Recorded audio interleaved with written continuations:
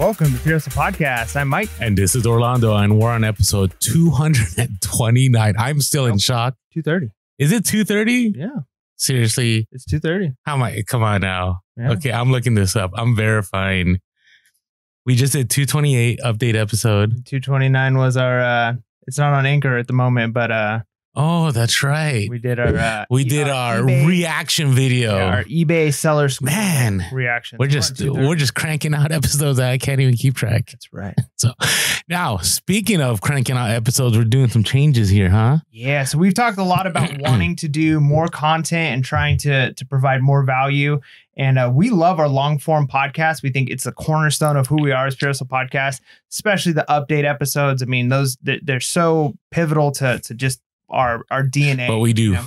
So we love doing those, and we want to keep doing these and doing them even better, adding more segments to them, making them better. But we decided, you know what? Let's go crazy and let's just start pumping out content on YouTube, right? Because you need to give YouTube a little bit of love. We have a lot more new subscribers over the past month. And that's right. We got people coming over, and I definitely think there's a place for like our level up reviews and all those things. And maybe we start adding little bits of that to update and maybe have other segments, or maybe even shorter podcasts throughout the week. So we're not done with them. No. We're just taking a temporary hiatus. Yeah. So for the month of March, we're going to try this. We're going to try and produce more content on YouTube. We're going to keep our Wednesday, Thursday, whatever it is, Wednesday probably. So our midweek podcast is going to be coming out every week, and it's going to be the same content you love and our long form stuff. And then check us out on YouTube. If you're not subscribed to us on YouTube yet, get subscribed, because we are going to be pumping out more content, lots of videos, and we would love to get ideas from you. So if you're watching on YouTube right now, let us know in the comments, what kind of videos do you want to see? Do you want to see what's sold? Do you want to see us at garage sales, at thrift stores? Do you want to see us researching new stuff? Do you want to see shipping strategies? Like what are the things you want us to see? And we will do our best to create that kind of content, because that's why we're doing this, is to make stuff that you'll love. So at least probably 2 additional episodes on YouTube every single week. That's work. Well, it is. It's probably more work than dropping a podcast. Yeah, we'll see. All right. So, because the editing is what just kills it. It's the editing. But so shout out to all the people that drop YouTube. We totally get it. But there's work on podcasts too. Don't get it wrong. Mike does a lot of work editing. So don't get it twisted. That's right. All right. Now, what are we talking about today? Okay. Everybody's like, enough. All right. But thank you to all of you that support us. Really appreciate it. So show us some love on YouTube if you've only been on the podcast side. All right. So we've been just kind of, thrift stores have been kind of rough, right? That's an understatement. And for a long time. And I can't think of the last time we talked about how to strategically source at a thrift store. I mean, it's been a minute. It's true. I mean, I do remember the "We're Done with Thrift Stores" episode. I do remember that thrift stores are insane episode. And, recently I've been having some luck at thrift stores. Now, I don't call it luck. I don't believe in luck in reselling, except every once in a while you do come up with something and you're like, I never knew I would come across this, but it's a result of your consistency. Right. So still, luck doesn't play a part. And I thought, you know what? Why don't we do an episode about winning at thrift stores? Because I've been winning at thrift stores in this past 2 weeks. And I think part of it is due to, one, things are getting restocked. And 2, I've changed my strategy. And so it's completely, I don't know, turn the tables on what I do at thrift stores. Now, it's not completely different, but there's been a lot of positive change. So I've been able to source effectively at thrift stores again. So the title of this is, you can still win at thrift stores. And Mike's going to change it to a more, I would say, not clickbaity, but a better title. Yeah. Well, the way you read that, was there a question mark at the end? I don't know. I heard a question mark in the... No. This is, you can win at thrift stores. Right. You can still win. Thrift store. It's possible. It's doable. That's right. All right. So I broke it up into 3 things. We're going to talk about consistency, which is an obvious, sourcing strategically, and outside the box thinking. Okay. So I want to start with consistency. Now, you had mentioned this a couple of weeks ago, and it made me think about, I got my wheels turning about, why don't people have success when they just go to a thrift store every once in a while, right? And what has been your experience lately? You've been trying to hit a couple thrifts, and what's been happening? Yeah, I mean, it's like anything. If you're not, just like a garage sale, if you go to one garage sale in a week, you know, you've got whatever the odds are of it being a success, right? So maybe 1 in 5 garage sales is a success. If you go to one, it might take you 5 weeks before you get that success, right? Yeah. But if you go to 10 garage sales in that same week or in that same, you know, day, then you've got 2 successes, right? So it's just a numbers game, really. If you're walking into a thrift store and you go to one thrift store and that's the only thrift store you go to, it might be a great day, but if it ends up being a flop and you get a couple of those in a row, then you just have that kind of that sinking feeling of like, what's the point? This is a waste of time. And it's harder to keep going, but it really is a numbers game. The more you're in there, the more chances you have at success. Yeah. And so when it comes to, let's say you want to go from part-time to full-time, or you want to up your part-time game, you have to be out there a lot. Some of you may be able to, like, I know some people that go just to the bins. So we're not talking about the bins. We're talking about thrift stores. We're talking about going into stores where stuff has already been pre-selected and put out on the racks or the shelves or wherever you want to call it.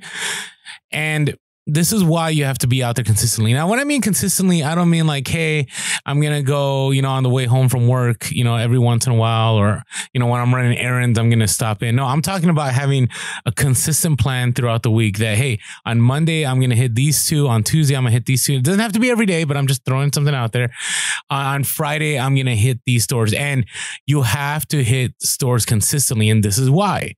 One is you begin to develop and pick up patterns of what's being stocked in those stores. So you begin to find out, okay, if I go to this store, these are the kind of items that are being stocked on Mondays. These are what are being stocked on Friday. Not saying that they work like a big box store or anything, but certain thrift stores get shipments at different times, right? So you begin to develop, okay, if I go to this store on Wednesday, it's probably a bad day to go. It's probably better to go on the weekend. So for example, I go to this one really nice thrift store that I get a lot of goods for. And I know that the weekends, they have major sales, but they're also the worst days to go because they don't get any trucks that they unload. But I do know the middle of the week is a great time because they get trucks on Monday and Tuesday. And by the middle of the week, their store is full of merchandise because they've had plenty of time to process those goods. The only way I was able to know that was I actually went to the store, and I'm a full-time guy. I went to the store every day of the week for an entire 2 weeks.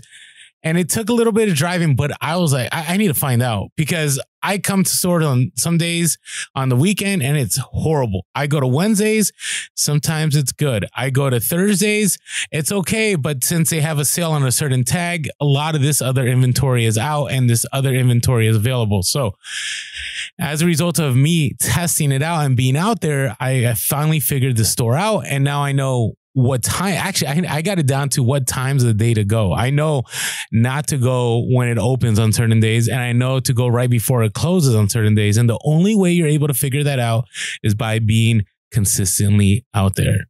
Does that make sense? Yeah, that's good. And it sounds intense.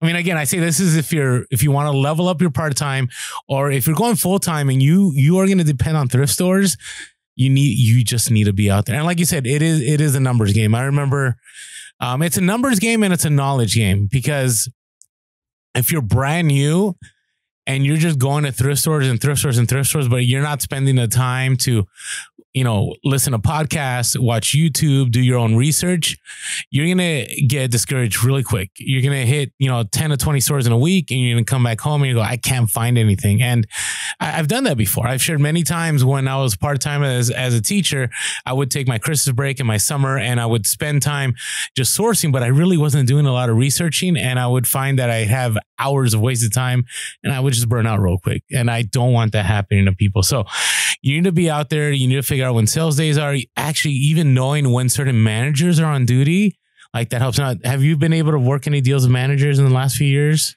I mean, there have been a couple who, are definitely the better ones. I could tell when I walk into a store, yeah. Like, whether it's manager or even employees, right? Sometimes the employees are going to be a little bit easier as far as, this item doesn't have a tag on it, but they're like, well, in this department, so it costs this much. Whereas you get another employee and they're like, there's no tag on this, I can't sell it to you. And it's like, well, I didn't take the tag off of it. I really want this thing. And like, you know, I'd probably be willing to pay more than you're going to price it right now. So, and so, yeah, you can kind of get to know who the right employees are, who the right managers are, who are going to be the people who are going to work with you. And again, you only know that by being in there, right? The more you're in a store, you develop, you know, I don't want to say friendships, but you develop, you know, a working relationship with people. But people are willing to help you out, they right? recognize you. They see you, especially if you know, you're using some of those strategies we've talked about and how to win friends and influence people. And Chris Voss's negotiating book, Never Split the Difference. When you start to utilize those tactics and how you're talking to people, how you're relating with people, those relationships are going to build over time. And you'd be surprised. Like there was times where it's like I'd go into a thrift store every day for a couple of weeks. And you start to get to know some people and there's like better, friendlier smiles and waves.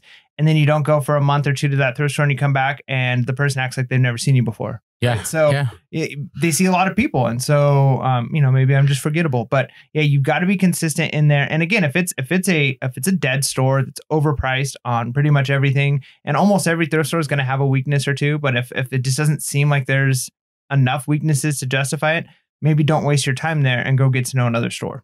Yeah, agreed. And definitely I want to touch on that a little bit because I've come to the conclusion at certain stores, I just don't go for certain items. So that's another thing. If you're out there and employees see you there consistently, they know you're a reseller. And most, you know, it's kind of one of those things that people want to be recognized. In the sense that if you're helping somebody out, people like you saying, hey, thanks so much for pointing it out. I really appreciate it.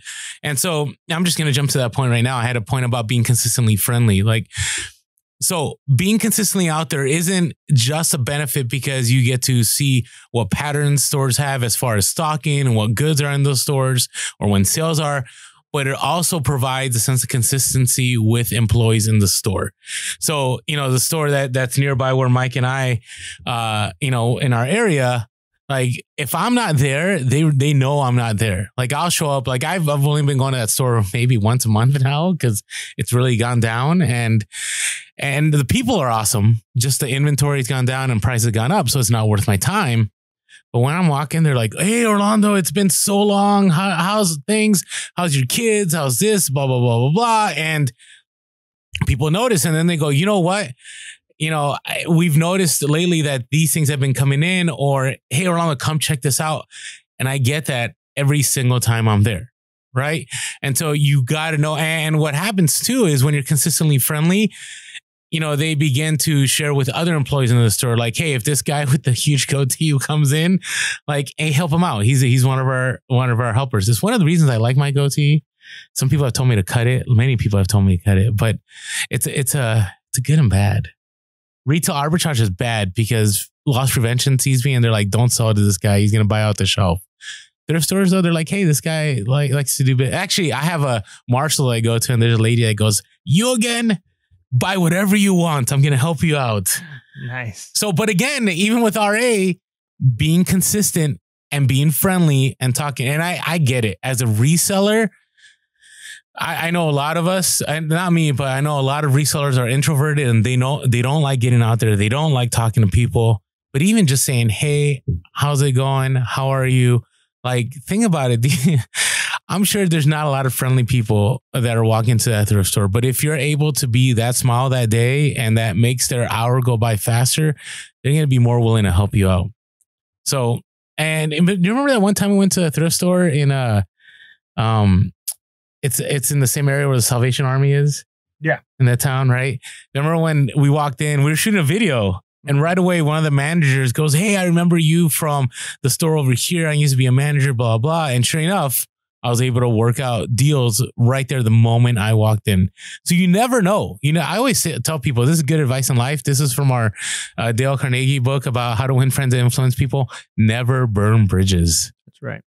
So anyway, you don't have a store right now. You're working on, right? Getting to consistency on certain stores. It's kind of hard, huh? Yeah, man. Just thrift stores have been really tough just because, you know, I'm not my schedule, the way it's set up right now, I'm kind of home more. And so I was driving into work. Now I'm not driving into work quite as much. Yeah. So I'm just not traveling. And it's really difficult for me to justify the drive when it's I don't have a lot of time. So it's like, I've only got an hour. By the time I drive into town where there's some thrift stores, I'm going to have a chance to get to one. And that's just not enough, right? Like, so I need to make a day out of it. And so when I have that free time, so whether it's maybe a Saturday, if garage sales aren't hot that day, then this is the day I'm going to do 4 hours of thrift stores. Yeah. And I tend to find much more success when I'm doing that. The hard part though is, when thrift stores are hit, man, I oftentimes will fill my car up, and then it's a few days of listing. And yeah, well, that's a good thing.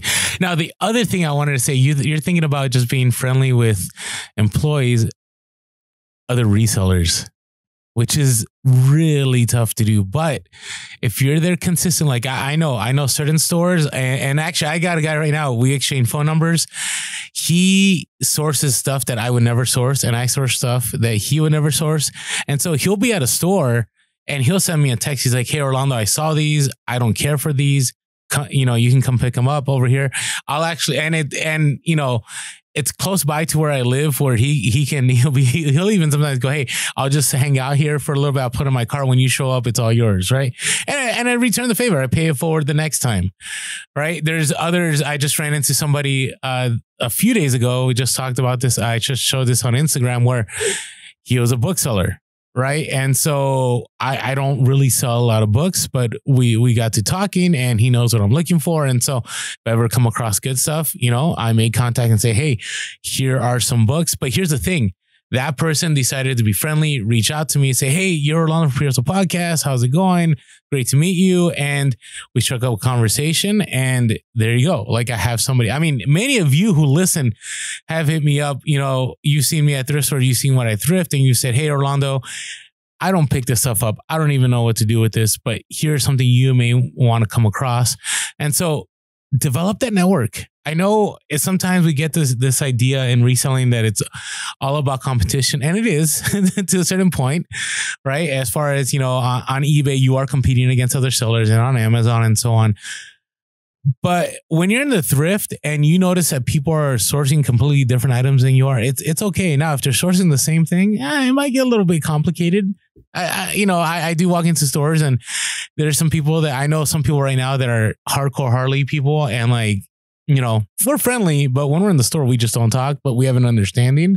Like, hey, this is the way it is. But always, always, always be friendly. Now, here's my question to you, Mike. When you walk into a thrift store, do you go to the exact same area first? And do you have the same route within the store, or do you just go hodgepodge when you're in there? Yeah. So it pretty much is a route, and I kind of, the route changes store to store. So I would say typically it's like, all right, I'm going to hit shoes, I'm going to hit electronics, I'm going to hit hard goods and toys, and then I'm going to hit clothes after that. But some stores I walk into and I don't even look at the shoes 99% of the time, and I'm going straight to toys, and then I'm going to clothing, and then I'm out, right? So it really depends. Each store is a little bit different. Sometimes it's layout, sometimes it's, I just know what type of inventory they have. But yeah, typically my route would be, check certain things, check the shoes, check the hard goods and the electronics, check toys, maybe a little bit of clothes, and then head out. And that I like having that kind of structure, because then it ensures that I'm not missing anything, and I go for the things that I kind of like first, right? So that way, if I do have to leave the store, you get that dopamine rush too, right? If you find stuff right away. So I strongly encourage you. I mean, if you're brand new, Mike and I have a whole episode about if you're new and you're going to a thrift store, research everything, right? Curiosity is a good thing. You're learning. But if you've been reselling for a little bit and you're still finding that you go into a thrift store and you're just like, everything that you see, you're just looking up, I encourage you to be more focused and efficient. I could be wrong. I'm just sharing what I do now. But I'm like Mike, maybe that's why Mike doesn't like going to the same stores.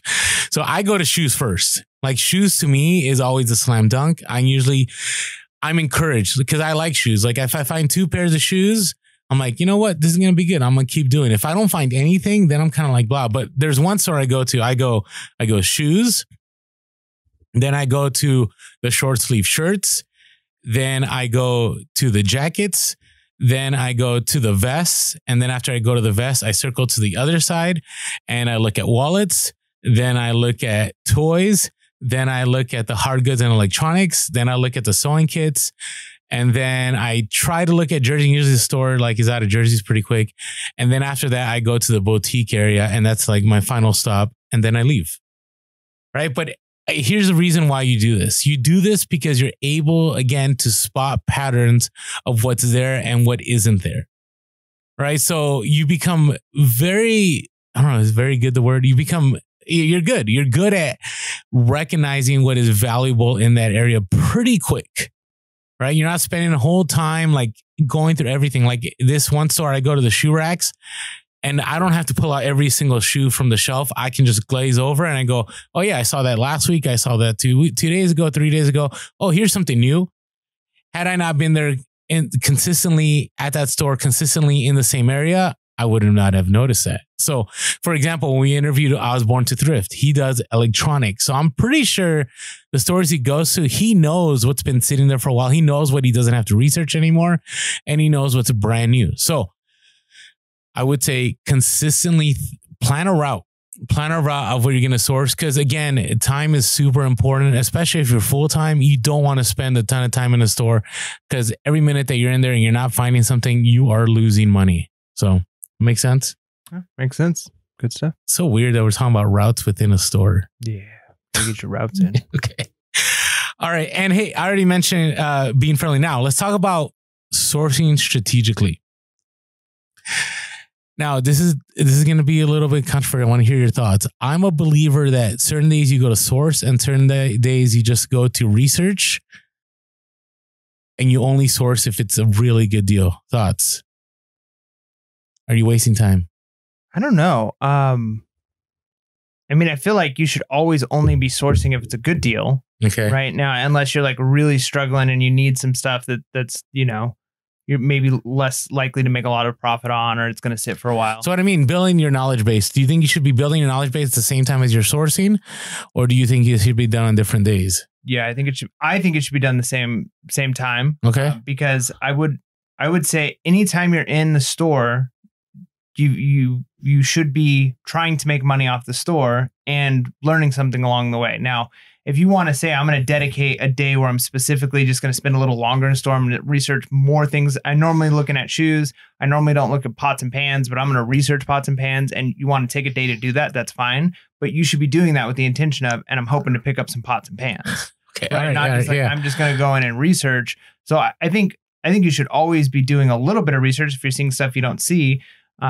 But I guess I get what you're saying of like, if you already know shoes, you pretty much know all the shoes, and the only time you need to research is if it's like an extremely rare thing you've never seen before, then yeah, you might not go in saying like, and I'm going in to learn new things, I'm going to spend time researching. Whereas if you're saying, you know what, I've never sold pots and pans, I'm going to spend some time on this aisle. Yeah, those are two different like intentions of going into a store. So I do see there being a difference there, but I mean, I guess if that's what you're trying to say. Yeah. So what I've been doing now, you know, this is my third year full time, is I used to go, hey, I'm just going to go to the store and I'm just going to, you know, I'm going to look at my normal route and then I'm going to research stuff. But what I find is, this could just be me. Let us know in the comments. By the way, comments, you know, helps out in the algorithm, is that when I've gone into a store with kind of lack of intention and purpose that, hey, I'm just going to find whatever is going to make me money, that I end up spending a lot of time not being resourceful, that I could be actually at home listing and meeting my listing quota for the day instead of just spending time. I don't know this word. I'm not a fan of this word, lollygagging, I guess, throughout the store, where right now I have 2 days a week where all I'm going to do is I'm going to source shoes. I'm going to source shirts and jackets, and that's it. Like, unless something like is right there in front of me and that I know is something that, you know, I probably should look up. I don't. I'm blind to it. I'll just go in, I'll pick up everything. And within an hour, I'll pick up, you know, probably $500 to $1,000 net profit of goods on a good day. And I'm out, and I'll go home and I'll start working on that death pile and I'll start listing, because if I get distracted, I may not pick up as many good things, especially when you go to the stores that are really busy and people are constantly going in and out of that store. You don't want to miss an opportunity. So I know it's a little controversial. I've been doing this more lately, where I just go into certain stores on a couple of days a week, and all I will do is just source what I know, and I won't look up other stuff. And then on the other days, I'll go, you know, on these days, I'm going to source what I know, but I'm going to spend a little more time seeing if there's different items to source. I guess I'm just, I'm trying to get to 3,000 listings by summer. And I'm not going to do that by spending time trying to, research everything that I find. Does that make sense? So I don't know. Let us know. Orlando, are you wrong? I want to know if I'm wrong. Let me know. All right. What about, do you buy stuff when it's not on sale? Yeah. Sale only matters. I try not to be manipulated, right? Because when you're buying something, really what you're looking at is what's the cost of goods, what is the gross profit I'm going to make on this, and what's the net profit I'm going to make on this, right? What's it going to cost to ship it? What's it going to cost time-wise, all of that.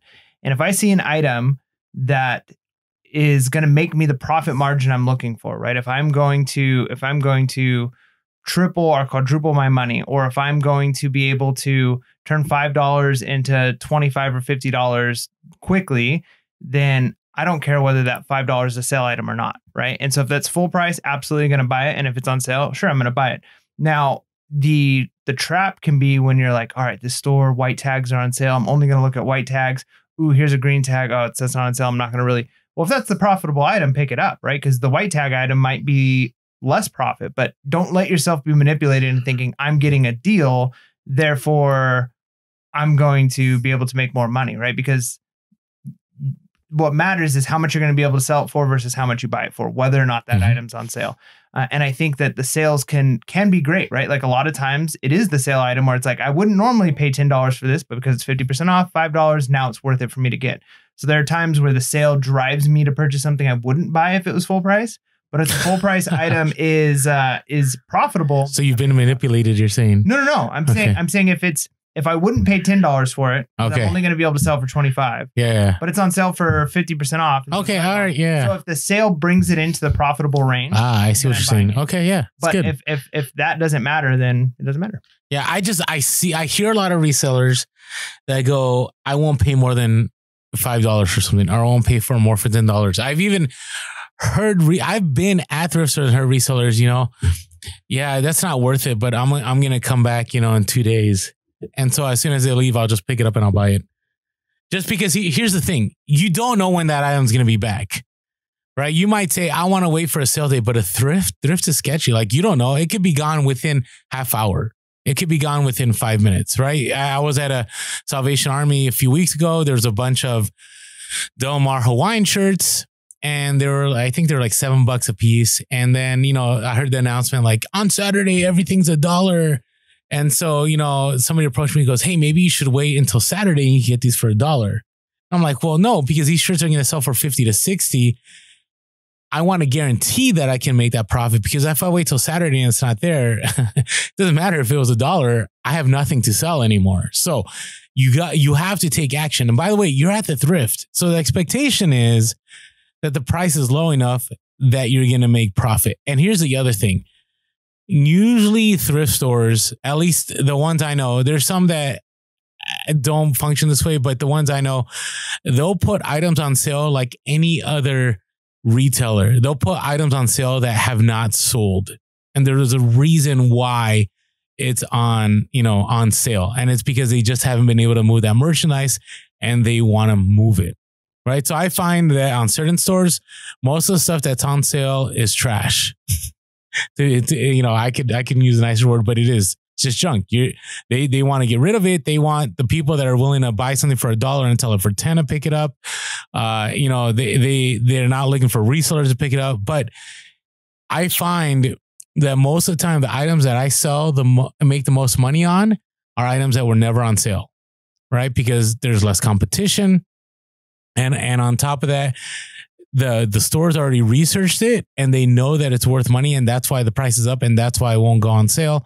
So it may be worth taking a look at because it may be more profitable. You may pick up 10 items that you got like on $1 day and you're only going to make $100, or you may pick up an item that was $50 and sell it for $200, and it's worth more your time to pay the $50, and we'll talk about this later, than pay the $10 to make $100. It's a simple math, and time. And so don't let, like Mike said, sales manipulate what you source. Source what is good and profitable at the time that you're looking at it.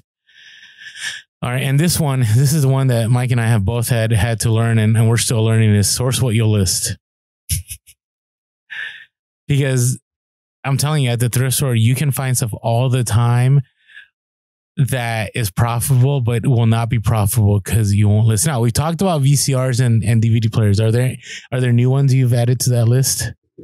I mean, pretty much just anything bulky that is got an on and off switch, right? Those make it hard, or just bulky things. I picked up a while back some, let me see, they got them sitting up there, some still air incubators for eggs, right? So if you want to hatch chickens, and I spent time testing them, and they're just big items, and honestly, they need to go local.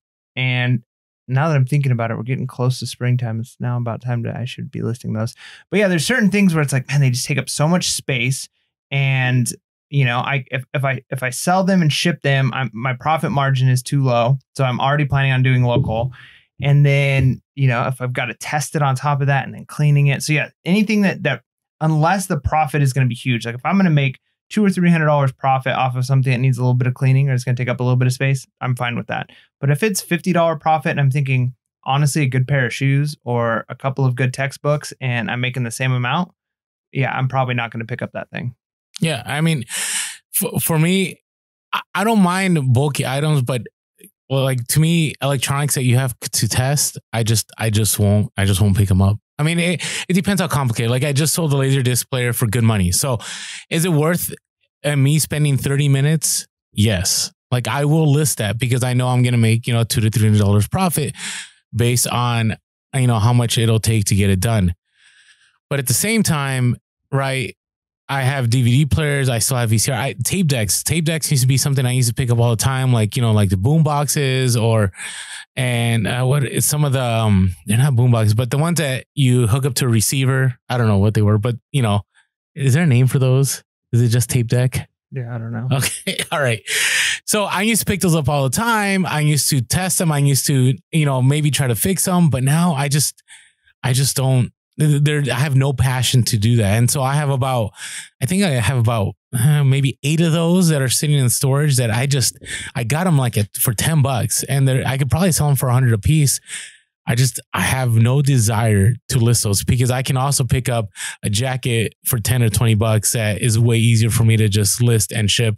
I can pick up, any other kind of item at that time. So just because you find that something is profitable, we talk about this with garage sales, this applies to everything. Just because it's profitable, if it's not something you're going to fully be invested in and make sure you list right away, I would definitely pass on it. And that sounds crazy, but I will tell you, if you watch some experienced resellers, they will tell you the way they got better at reselling was not spending time on items just because they're profitable, but spending time on items that they were passionate about and that they were willing to list right away and sell right away and ship right away. So if you disagree, let us know in the comments. Interesting your thoughts. And no too, I think kind of along these same lines, and you're guilty of this maybe a little more than I am. Yeah. But sourcing things that could sell, but and you're buying it with the intention of, like I'm a reseller and I'm buying this, but you have a hard time letting it go.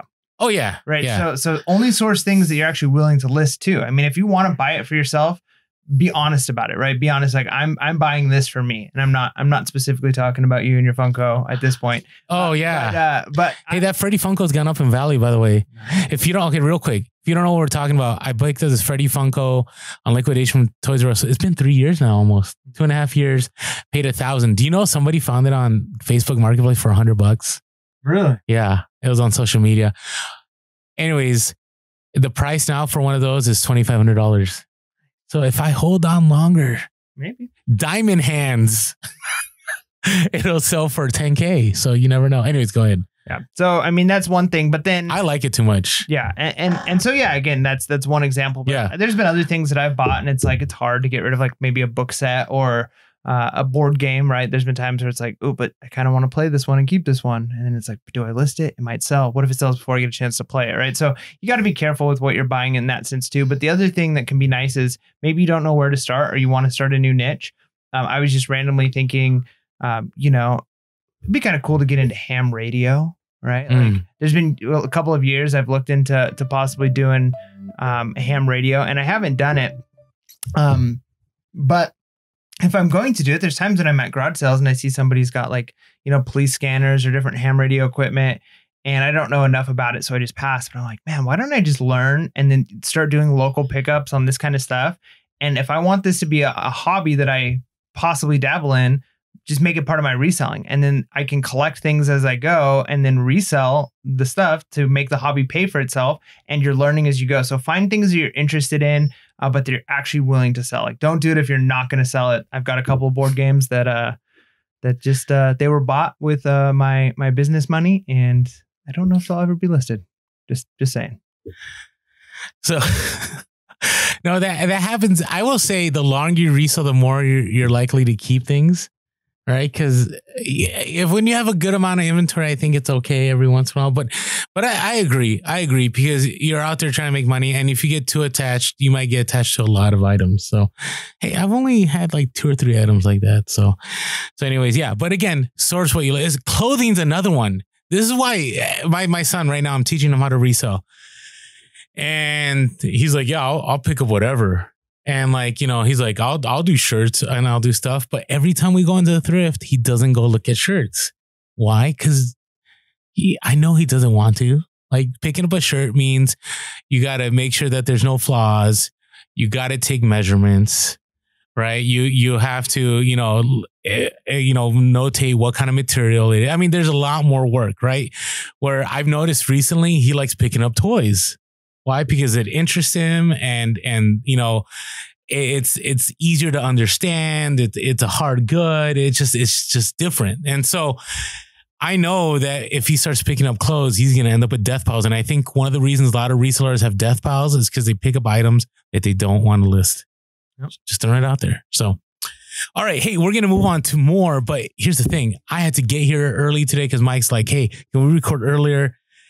And I only had one option to make myself look decent on my dome, and it was School Shaver. You had other options, but yeah, that is true. Your best option. But there's only one good option at this time, and it's School Shaver. And so if you don't know what we're talking about, School Shaver is this awesome device that allows you to shave your head in 90 seconds in the shower or outside the shower with shaving cream, without shaving cream. Gets the job done. Also helps shave your face. And there's plenty of other products on schoolshaver.com. And so if you'd like to get a School Shaver for yourself or a loved one or someone that, you're like, hey, this guy would look really awesome bald, go to schoolshaver.com, use our promo code PURE, that's PURE, and you'll get a discount. And you'll also be helping out Pure's podcast. That's right. And you can have yourself a pure head, pure bald head. Promo code PURE. I don't even know how to follow up with that. All right. I'm just thinking what a pure head looks like. Is it like just nice and clean? No, it's not been contaminated with hair. Oh, contaminated. Okay. All right. Okay. Hey, also, by the way, along with that, you could also feel even better because you are helping out Pure Hustle Podcast with buymeacoffee.com/Pure Hustle. What that means, you go to that link down below on our YouTube, or you go to that website, or you go through the link in our bio and you sign up for a membership to help support Pure Hustle Podcast for less than $1 an episode. Well, now it's going to be a little bit more than $1 episode because we're going to once a week now, but we're pumping out YouTube videos twice a week. And so it's going to be part of the process of helping us do Pure Hustle Plus when we eventually get there.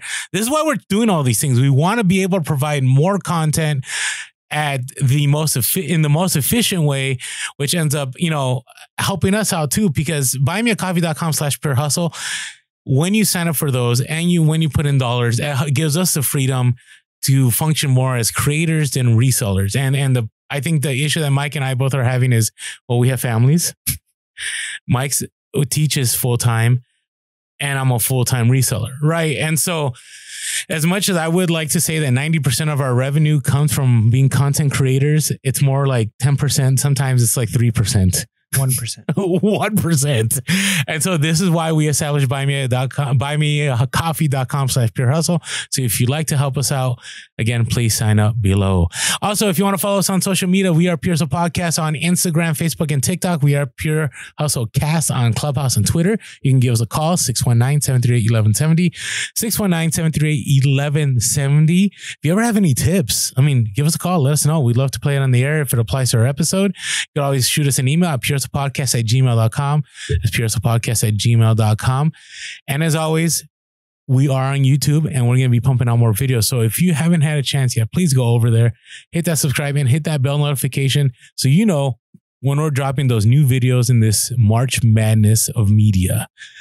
And last of all, thank you to all of you that continue to help us out by writing reviews and just positive reviews, not just, putting the 5 stars.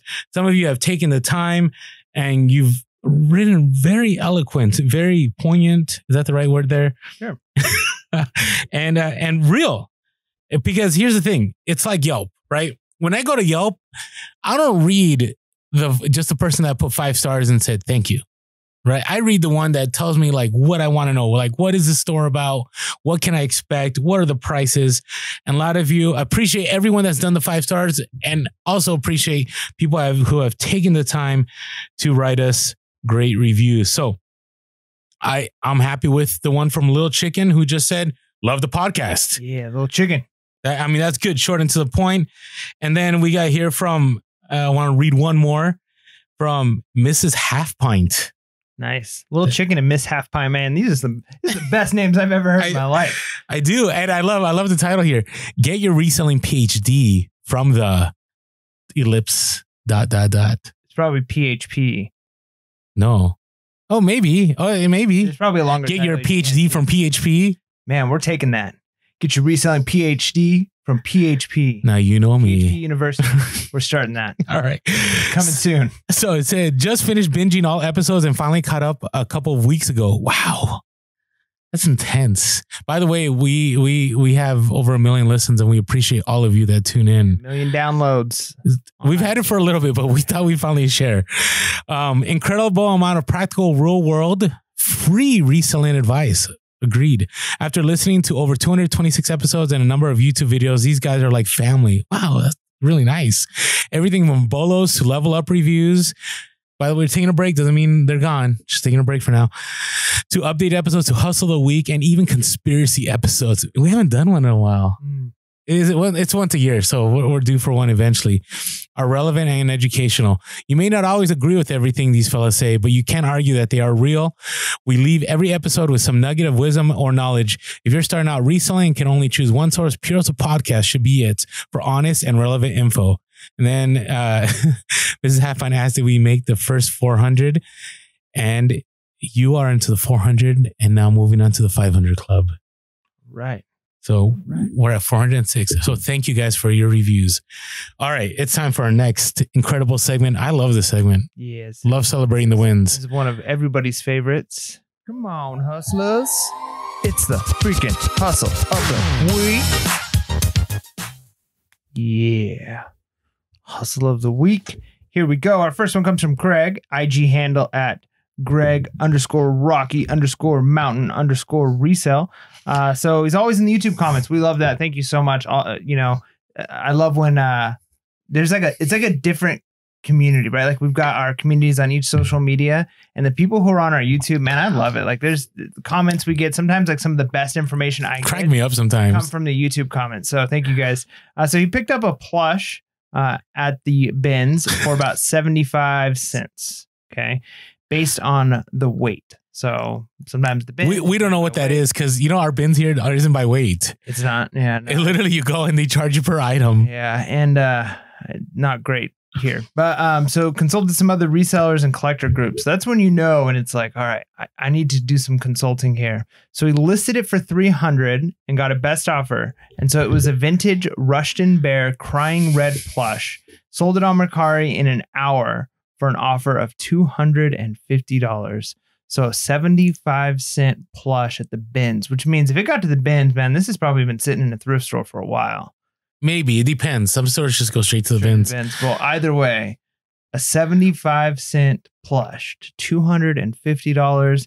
And again, Bellow, guys, be out there looking for a Rushton Bear Crying Red plush. Now I messaged him because I wanted to know, like, did he get into Facebook groups? Like, how did he come across the collectors? And I thought this was a great tip because some of us think about Facebook groups and so on, or we think about Discords, but he just said, I'll just read his comment. So this is Greg_Rocky_Mountain_resell said, Haha, I'm watching episode 229 as we speak. So, thank you, by the way. So I couldn't find much on YouTube. So I searched the hashtag Rushton on IG and found several people who were more than willing to answer all my questions. So reaching out. Also joined a couple Rushton Facebook groups, but by the time I was accepted into the groups, the Instagram community and giving me enough information. Even if there hadn't been a tag, I didn't know this was a Rushton. I was able to find plenty of information by searching the hashtag Rubberface Plush or Crime Plush. Made me realize how useful Instagram could be when trying to research. That's genius. So if you haven't gone down that road of hashtags, I mean, this is why we hashtag everything so people can find things. By the way, hashtag Hustle of the Week is where we find these. It's the Hustle of the Week. So if you're a new reseller, you're like, hey, how do I get on the Hustle of the Week? Hashtag Hustle of the Week in your post on Instagram and we'll look for you. So thank you so much, Greg. All right, this comes from Brandon, IG handle _real. I knew I'd fumbled this. Sorry, Brandon. All right, Brandon, IG handle _real_BF Goodrich. Went to a Sheriff Ranch thrift store in rural Florida. And after going throughout the store, decided to go to the boutique area and saw there was an almost overflowing cart of Lenovo M73 Think Centers mini desktops. Have you seen those? Mm-mm. They're like these just small desktops. I mean, obviously you need a monitor with them, but just it's like a brick for $1 each. Threw his other finds over the cart. Very smart. Like if you find something that's gold at the thrift, I wanted to share this one because this is directly related to what we're talking about. I mean, decided to still go to the thrift, go to the boutique. This is our next section. We're going to talk about thinking outside the box. There's still stuff in the boutique area. Good strategy is cover up your goods. I'm telling you, I've had people take stuff out of my cart. Have you had that happen to you yet? I don't think so. Oh man, I had one guy. He took out 2 pairs of shoes out of my cart. Was walking away, and I went up to him and said, "Hey, I was playing dumb. I'm like, hey, by the way, is that your cart over there?" He's like, "Nah, man, I just saw these sitting." Yeah, I know, because that was my cart. Can I get those back? Like, oh, bro, I'm so sorry, man. Didn't mean to. I'm like, yeah, you didn't. So it's the goatee helps sometimes. I'm sure that brought a level of maybe. Of fear, maybe a little bit. I mean, if the guy was taller than me, it probably wouldn't have mattered. But he was I was a larger dude. Oh, right. Okay, but I got my shoes back. So it was $100. I made a profit of $100 in those shoes. All right. Anyways, back to the story. So Brandon picks these up, cashes them out, buys 87 of them at $1 each, listed them on eBay as lots of 4 since they didn't have RAM and were untested. Very smart way to go. Very smart. I mean, you're moving inventory, untested. I'm teaching my son right now. He has 2 items that he's listed. He sold one of them untested for parts and he still made a profit. Sold 1 lot for $168.95. Okay. Remember, he paid $87 for all of these plus tax.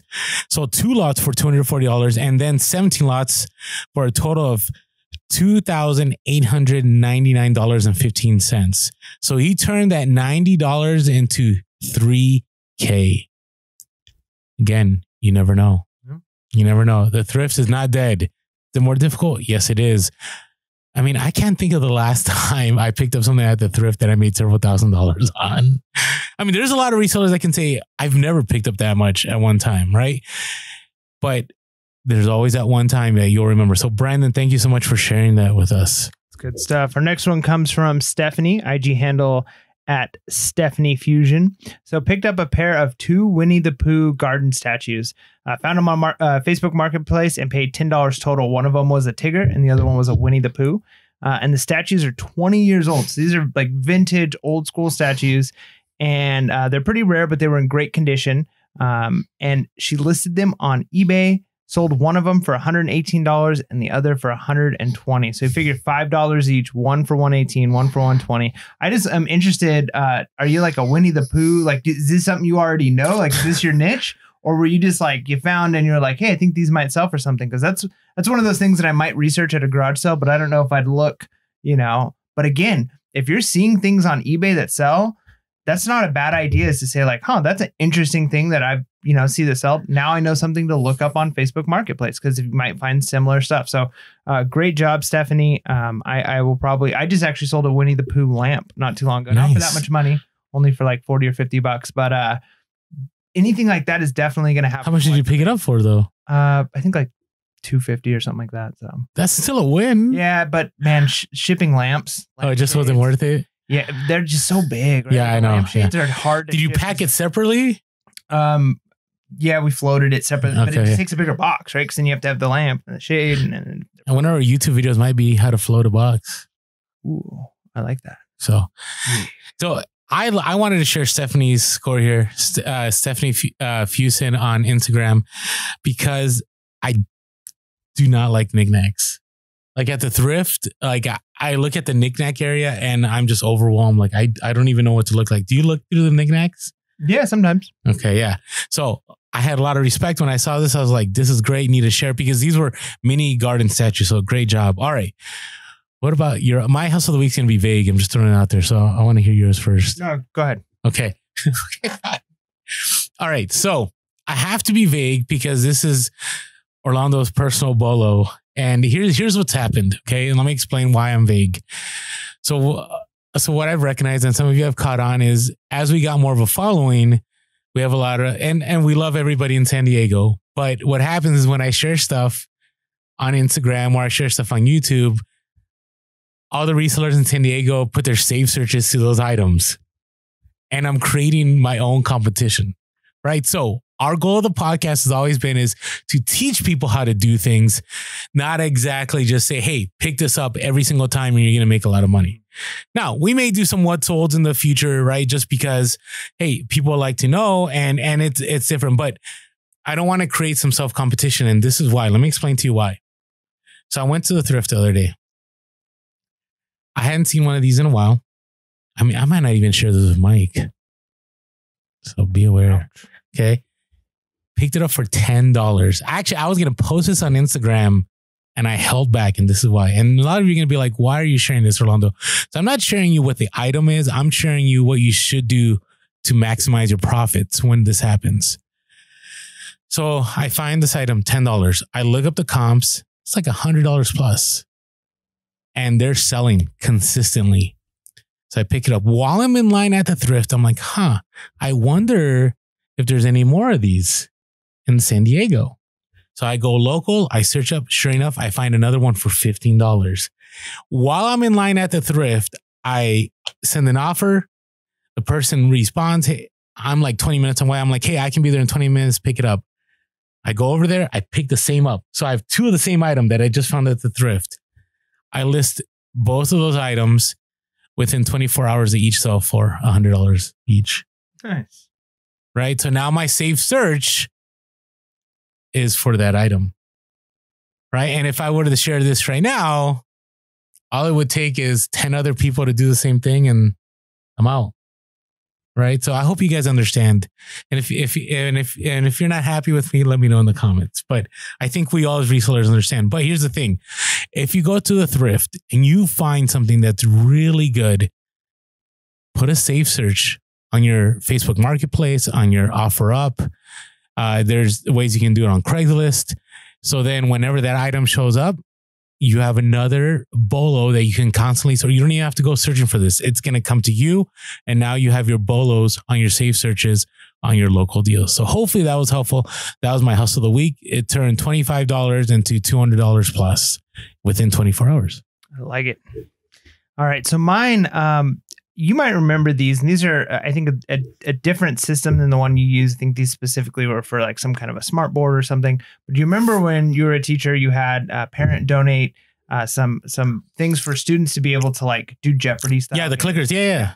So those are great. Ones can be relatively expensive for these kind of systems. Well, I'm at this garage sale the other day, and there were these two like padded cases, like big cases that were padded, and I'm looking at them, and before I even open them, because I was kind of chatting with the guy at the garage sale, and I'm picking up a ton of great stuff from this garage sale, and I kind of just ask them, what's in the cases, right? Because I'm already having like these kind of, conversations with him, and he just starts laughing, and he's like, well, and he starts to explain it, and as I'm opening it up, looking, I see literally like just 40 of these. They look like remotes.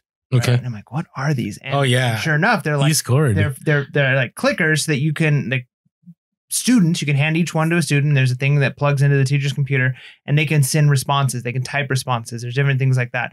Well, I look up on eBay and this case, the full case and the 40 of them, it's actually only selling for like $50. Like, okay, like this isn't really as much money as I would think.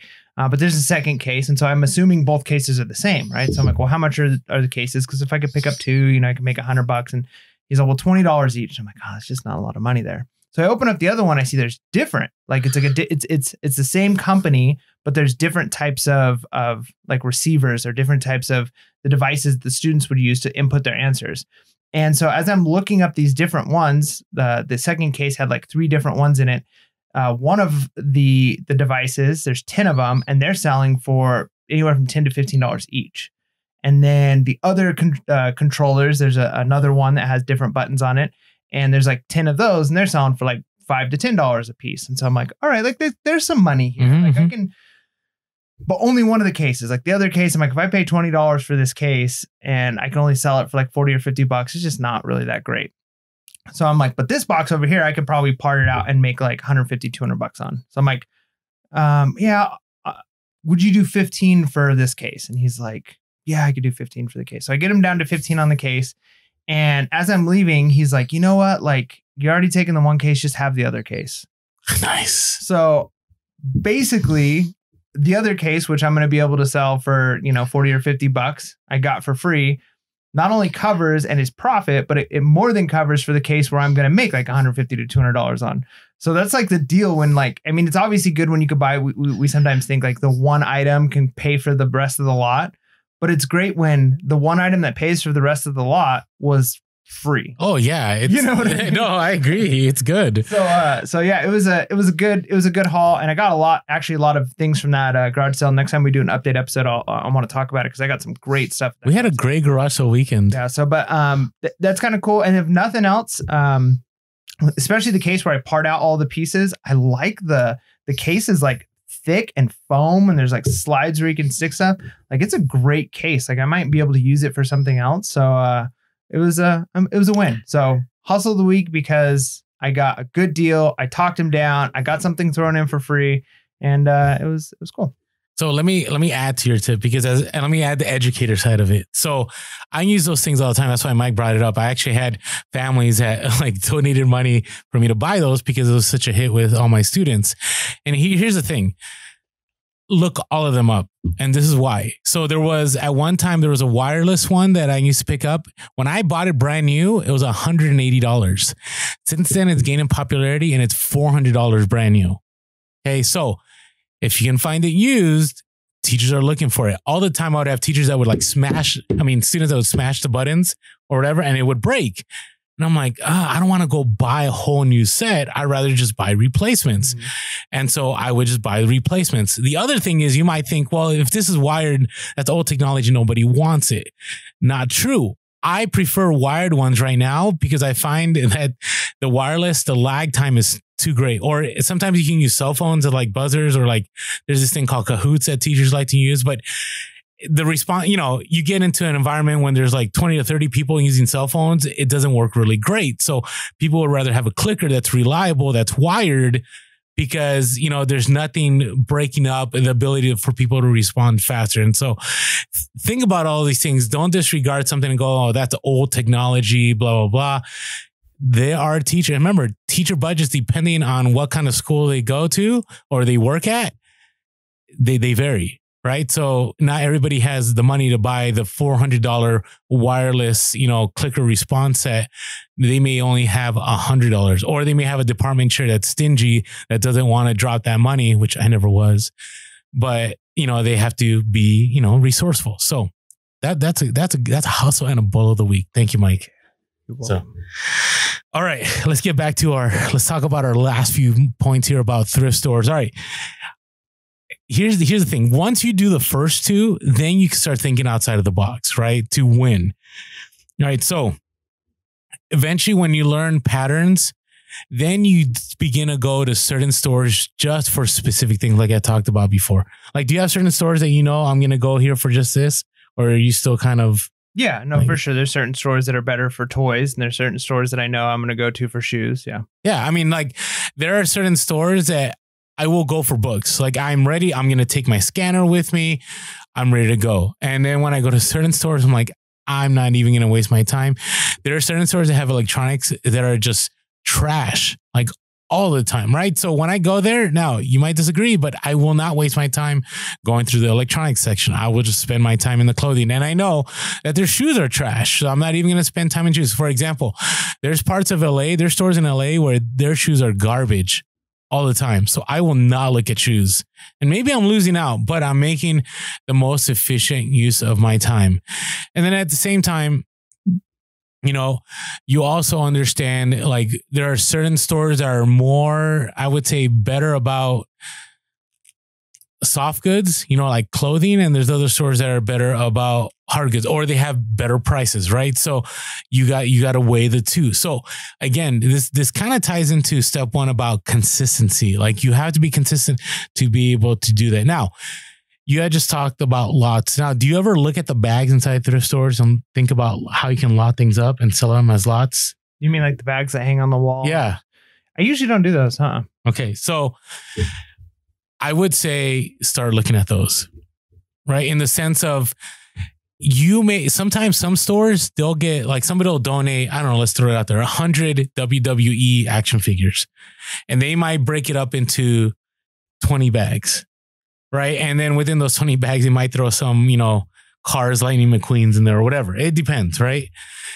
And so you might be thinking it's not worth my time. It's not worth it. But, you know, I see this all the time on Instagram where people will pick up lots of toys from Star Wars, or they'll pick up bags of like different Polly Pockets and they'll put them together.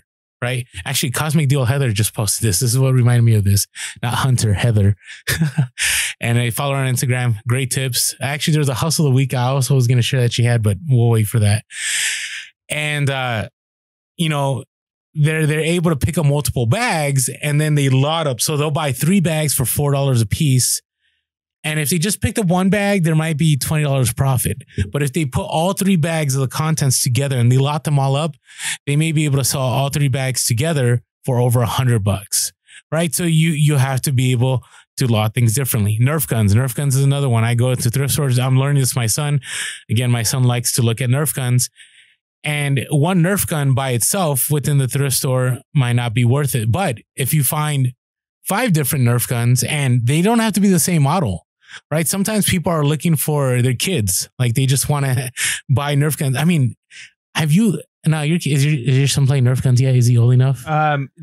We still need to cock it for him. So it's not fun. Oh yeah. Once he learns to cock it on his own, he's free to Nerf as much. Yeah. As Pulling back, pulling that tab. Every time he has to bring it to me, cock it again. And it's like, that was literally a second ago. I do not miss those days. I remember those days. Or they get angry because they can, and then there's a meltdown and you're like, no, why did I buy this?